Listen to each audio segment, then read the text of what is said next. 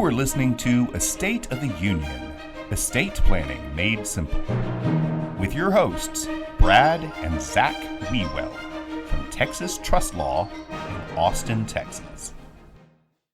Hi, I'm Zach Wiewel. I'm joined today with Ann Lumley on A State of the Union. We're going to be talking about some very fun stuff today, things that are frankly very common in our world. That topic today is blended families. And anything you want to say before we kind of dive into this? It is one of my hardest topics to talk about in an initial estate administration, and we'll get into why in just a few minutes. But yes, it's an important topic to discuss, and one of the most important things that people should consider when you blend a family. Yeah. And when we talk about blended families, we mean a couple gets married or remarried, and he has his kids, she has her kids. There's some combination of blending that's going on. And so it causes potentially a lot of issues, especially if there's no planning. But even with planning, you have to be careful. So I guess, and my first kind of thing I want to talk about is, what if they don't do anything? What if there's no will? What if there's no trust? There's a blended family and someone dies.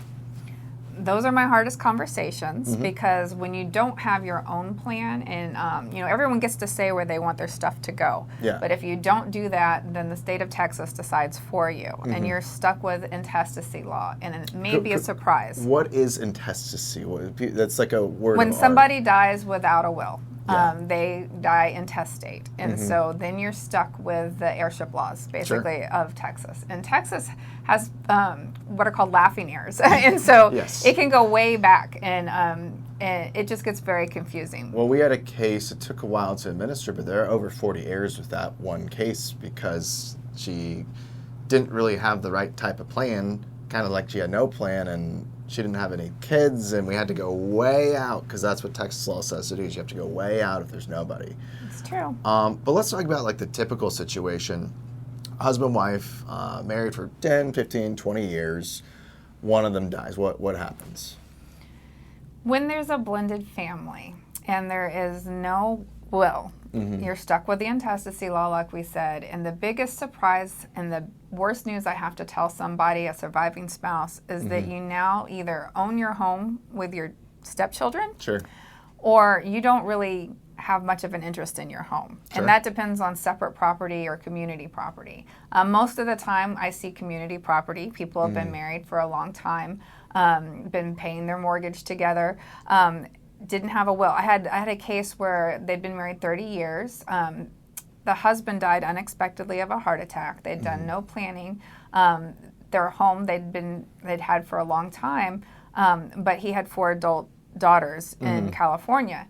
And so she now owned her half community property interest. She retained that. But his half, because they did not have children together, went to his children. So she now owned half her home, and the 4 girls owned the other half. There's bigger problems that could have arisen. If they'd been minors, then she'd be dealing with minors trying to own property, and minors can't have property. Let's talk about something really quickly. Let's just quickly explain community property law. So basically, if all the property someone acquires before they get married is their separate property. Any property someone's gifted is their separate property. But any property acquired during a marriage is anything community. else is community. So the presumption with a married couple in Texas is that it is community property. You have to prove that it was separate property, and that, like you said, would be an inheritance or a gift, or something you own prior to marriage. And so that's the case with a home too. So if you have a home and it's community property, the surviving spouse keeps their half of the community property, and then the decedent share, if all the kids are of the same marriage, it still goes to the surviving spouse. Sure. Because Texas assumes that the other parent's gonna provide for those kids after they pass away. But they don't assume that about stepkids. And so they give the other half, the decedent's half, to his or her child or children in equal shares. If the house was, say that I'm going to kill off the husband. If the husband, say he had a house and then they got married and the wife moved into the house, and even if they were paying a mortgage with community property funds. And they've been doing it for 20 years. It's still his separate property because it's at inception and he got the house in just his name. And so with separate real property in Texas, the surviving spouse gets this anomaly of a 1/3 life estate interest. And it's basically a calculation. There's like tables, like tax tables, Sure. and you can find out what a life estate is worth, and you get 1/3 of that. But ownership of the home, the remainder, goes to the kids. And so you no longer, even though you've been paying the mortgage on this for 20 years, Sure.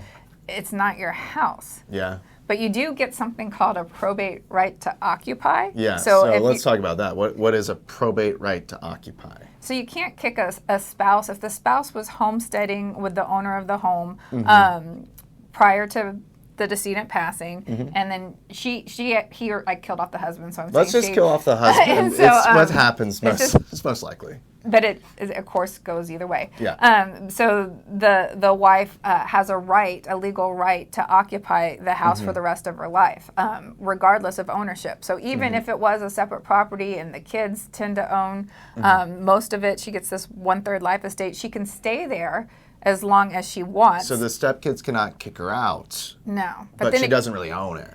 Right. So it's Yeah. regardless of ownership, she has a right to stay there. But then it gets messy with who's paying the property taxes, who's paying for mortgage interest and HOA mortgage fees. principal. Yeah. All those kind of repairs on the home. And so it gets messy, and it could be easily avoided if you think ahead. I guess, is this something that can be waived, the probate homestead right? Can you waive your right to that in like a prenup or a post-up or something? I believe you can. Okay, yes. Yes. So that's special planning you can do to avoid some of these circumstances. We'll talk about that more when we get into ways you can avoid some of these results we're talking about. Let's talk about adoption. So by adoption, I mean when you adopt a stepchild. Now, do most families, blended families, actually formally adopt a stepchild? Most don't.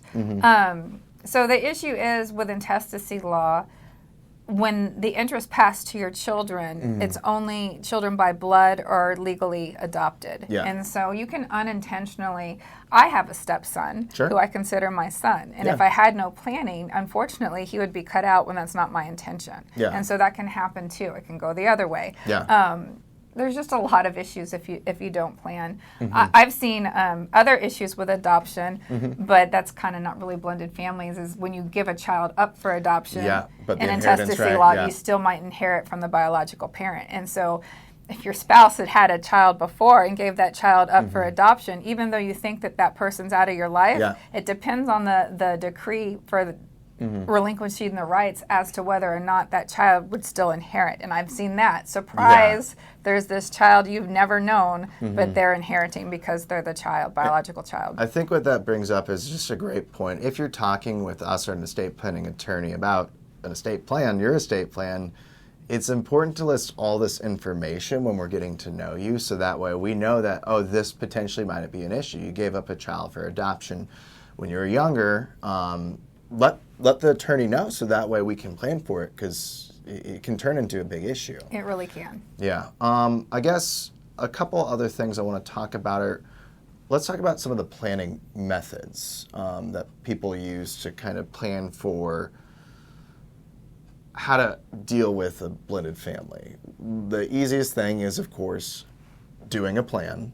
Right. So it's a great start to get a plan, but you want to talk about these issues with your attorney, because you could do what a lot of married couples do, and we call them I love you wills, where when one spouse dies, you leave everything to the other spouse. But what happens if your other spouse, again, if I kill off, this time I'll kill off the wife, because I know you're getting. This is my scenario. I know that I hear sometimes men will marry a nurse and women marry a purse, like after a spouse dies. Well, it's kind of a crass joke, but it's kind of true. I see more men remarry. There's a statistic on this. I think it's 1 out of 9 widowers.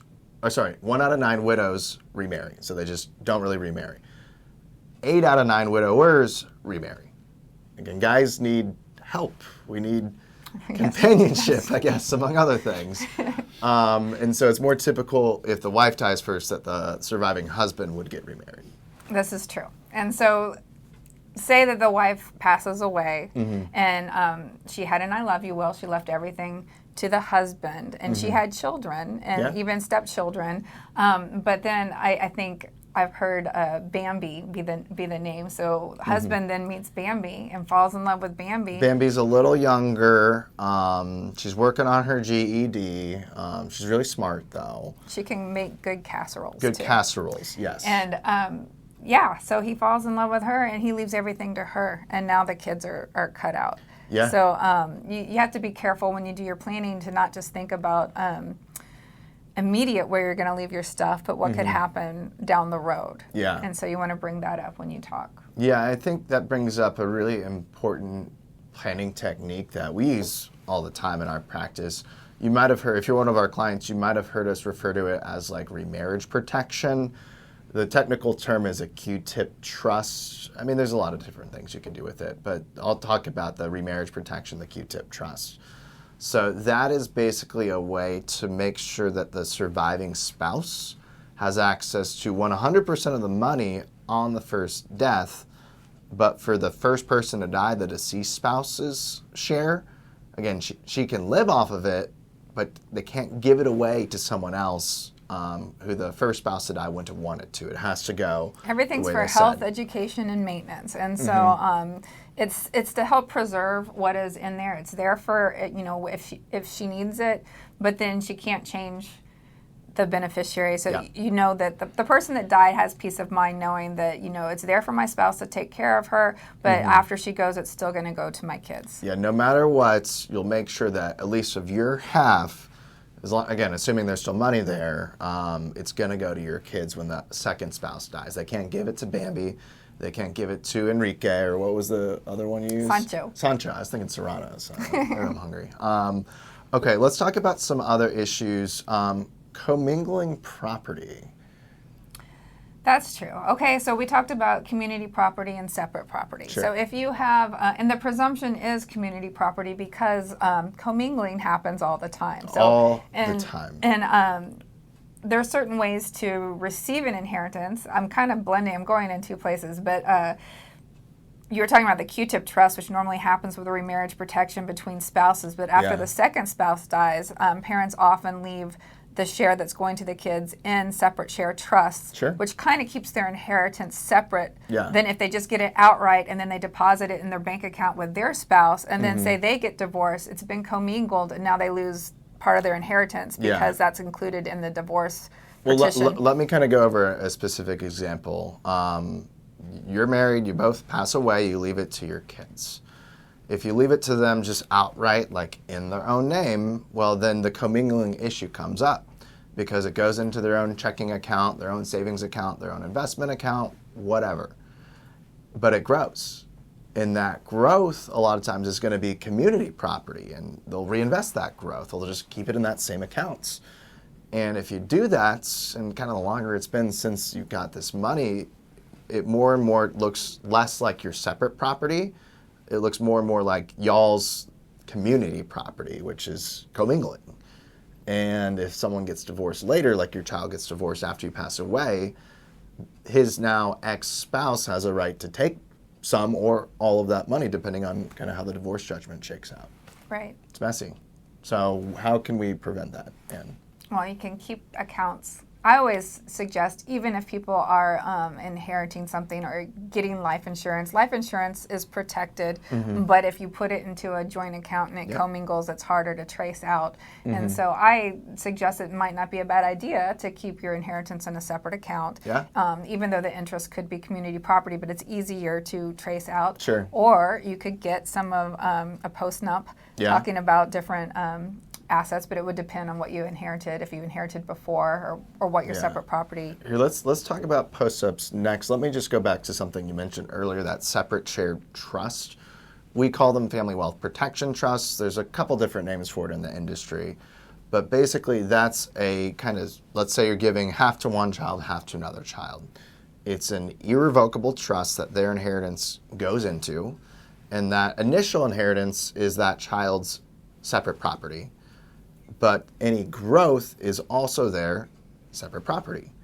And as long as they're keeping those assets in the trust, they're keeping everything in that kind of same bowl, it's their separate property. Is that correct? It's by understanding. And then they also, they can use it kind of like the Q-tip trust you were talking about before. Most of the time they can use it for their health, education, and maintenance. If you have those ascertainable standards, then you can have some asset protection. And so if they cause a car accident or get sued, it's harder to tap into those assets. If they went bankrupt with their own assets, they still have the assets in this trust that aren't included in the bankruptcy.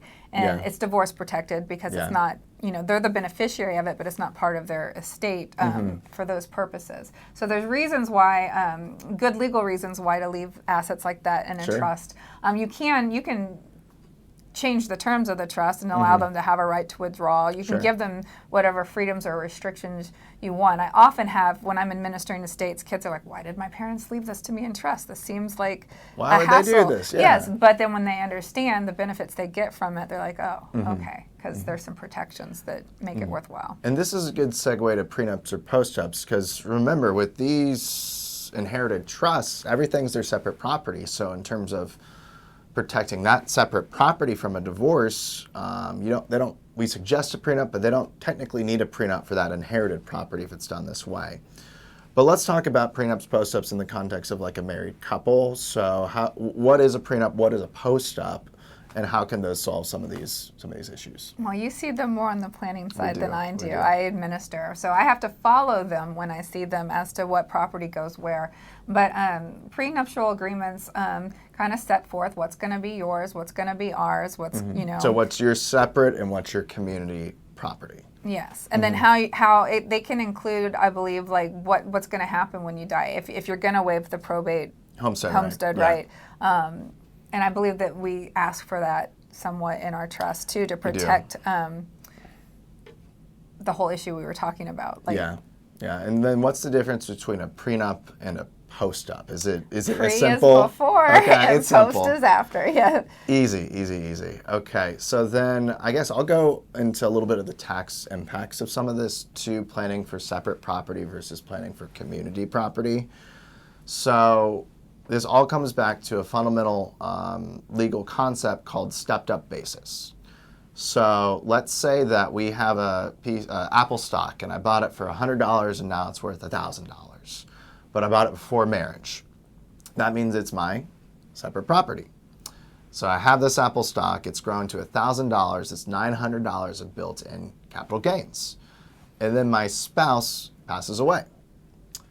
What happens to that separate property, that $900 of built-in gain? Does it get a step up, or what happens, Ann? You owned it and your spouse passed away. There's no adjusted basis. So it is not adjusted because it's your separate property. Versus if it's your community property, let's say that you do a post-up to say this separate property I brought into the marriage. We're doing a post-nuptial agreement that says this separate property is now our community property.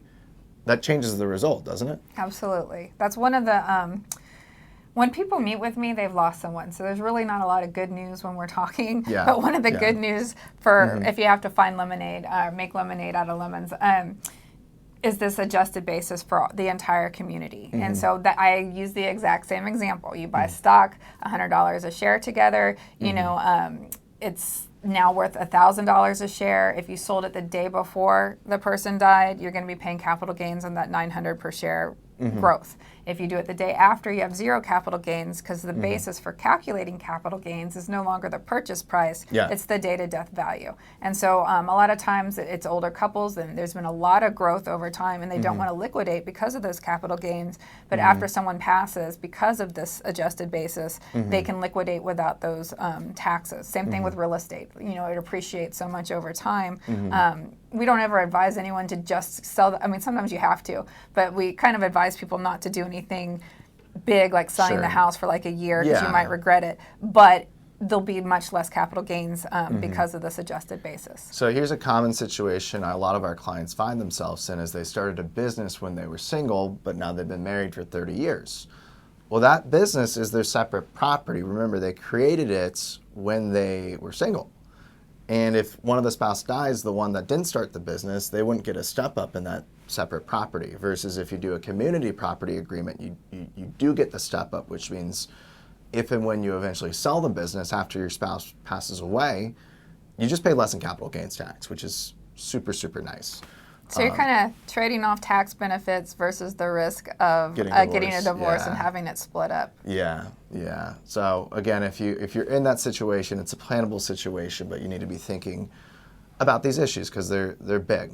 Another thing I wanted to talk about is, because we kind of talked about what happens if there's no plan.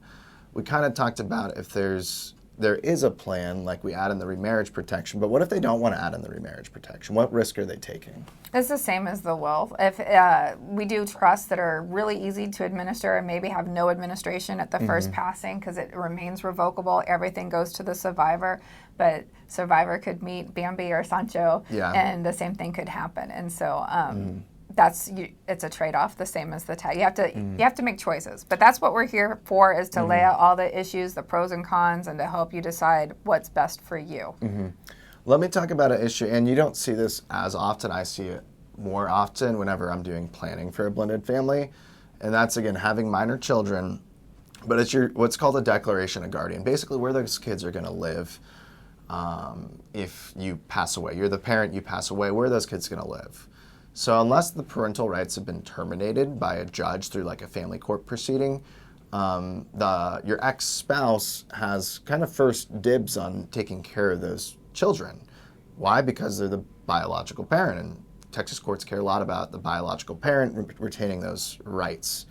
And so something to keep in mind with the blended family is if you do have minor kids, just because you're divorced from your ex-spouse does not mean that they're not going to be involved with your kids when you pass away. Now, that's who they go live with. You can have someone else control their money in terms of, like, you don't have to have your ex-spouse managing the money. But in terms of where those kids live, that's just an important consideration, knowing that the ex-spouse has first dibs on taking care of the kids, and they typically do. What happens in a blended family when there are minor kids and someone dies? Without a will. Without a will, then you're going to have a dependent administration. In Texas, there's two types of administrations when you go through the probate court. And if you don't have a will and you're forced to go through court to get letters, when you have a will, you get letters testamentary if there's a named executor. And it's a pretty simple process. And especially if you have magic words in your will, like independent administration, no bond, then it's a pretty easy. Probate's not that big a deal. The big probates that people want to avoid are the dependent administrations. Those are court supervised. If you don't have a will, you can still get an independent administration if all of the heirs consent to it. But if there's minor children, they're not capable of consenting, and so you're stuck with a dependent administration. And we did one of them. You mentioned it briefly, and I knew it well.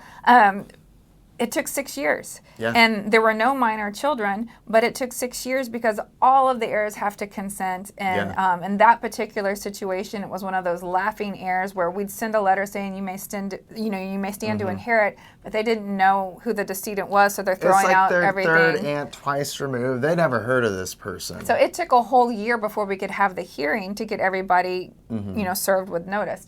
So it can be a really big deal, and unintentionally so. And if you're dealing with the minor kids, not only can you not have an independent administration, you're stuck with the dependent administration. They're going to have a guardian of the estate to receive the funds for them because minors can't own property. And so it just can be so much more complex and expensive than if you took the time to do a will or to a trust, some sort of planning. So let's talk about one more thing. And that's going to be beneficiary designation. So let me just kind of set up an example for you. I'm married, I get divorced, I get remarried. Again, it's a blended family situation. I'm bringing kids into it. But let's say I forget to update my company's 401k designation. I still have my ex-spouse listed on it. I never got it updated to my new spouse. Well, your new spouse is out of luck.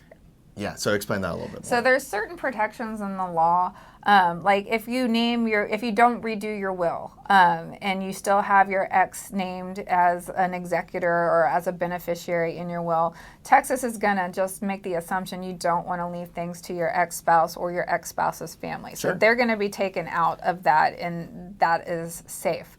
Certain things, I think life insurance, you have to rename the person. It's the same thing, but 401ks don't have that protection, and you have to change the beneficiary designation. And if you don't change it, that ex-spouse still gets the money. Yes. Yeah.